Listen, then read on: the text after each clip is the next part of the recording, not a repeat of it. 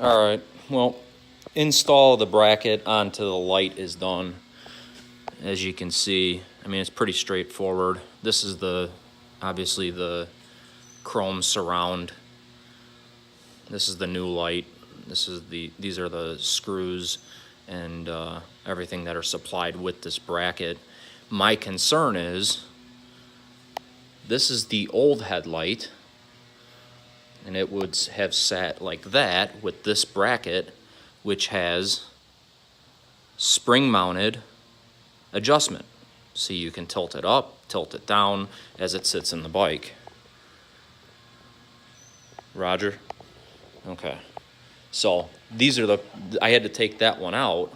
So now that leaves me with the only adjustability being tightening of this, which makes me wonder over time, is this gonna bounce around? Which I'm sure it will, because it's a motorcycle with a V-twin in it, and it's gonna shake. So, I don't know. I'm a little apprehensive already on this, but I guess we'll give her a shot. So that's it. I'll probably post a video of it installed in the bike, but I'm gonna have to see how it goes. I'm not sure, but I'll give it a shot.